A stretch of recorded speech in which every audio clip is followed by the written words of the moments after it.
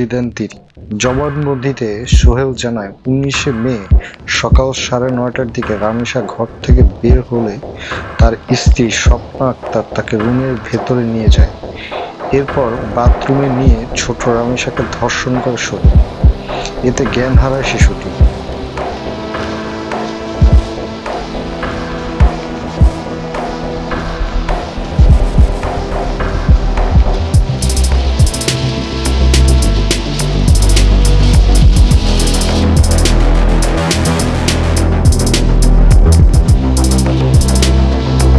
মঙ্গলবার সকাল 9:30টার দিকে ঘর থেকে বের হলে পাশের ফ্ল্যাটের সোহেলের স্ত্রী স্বপ্না তাকে কৌশলে তাদের রুমে নিয়ে যায় এবং সকাল 10:30টার দিকে রামেশাকে স্কুলে যাওয়ার জন্য খোঁজাখুঁজি করতে থাকেন তার মা।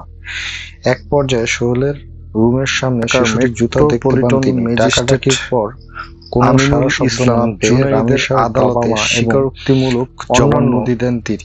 জবানবন্দিতে সোহেল জানায়, 19 মে তারা আসামি সকাল 9:30 থেকে রামেশার ঘর থেকে বের হলে তার স্ত্রী স্বপ্না আক্তার তাকে রুমের ভেতরে নিয়ে যায়। জাতীয় জরুরি সেবার বাথরুমে নিয়ে ছোট রামেশাকে ধর্ষণ করে সোহেল। মাধ্যমে কল পেতে জ্ঞান হারায় শিশুটি। উপস্থিত হয়ে সোহেল তার মা দরজায় কড়া নাড়তে থাকেন।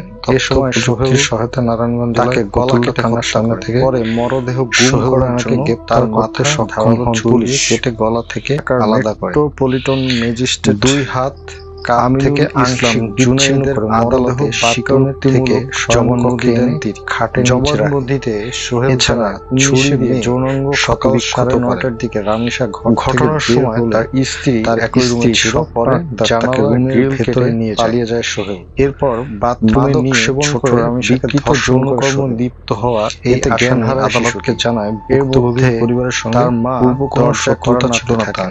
এ সময় সোহেল তাকে গলা কেটে হত্যা করে। পরে মরদেহ গুম করার জন্য তার মাথা ধারালো ছুরি দিয়ে কেটে গলা থেকে আলাদা করে 2 হাত কাঁধ থেকে আংশিক বিচ্ছিন্ন করে মরদেহ বাথরুমের থেকে শয়নকক্ষে এনে খাটের নিচে রাখে। এছাড়া ছুরি দিয়ে যৌনাঙ্গ ক্ষতবিক্ষত করে। ঘটনার সময় তার স্ত্রী একই রুমে ছিল। পরে জানালার গ্রিল কেটে পালিয়ে যায় সোহেল। মাদক সেবন করে বিকৃত যৌনকর্ম লিপ্ত হওয়া এই আসামি আদালতকে জানায় ভুক্তভোগীর পরিবারের সঙ্গে পূর্ব কোনো শত্রুতা ছিল না তার।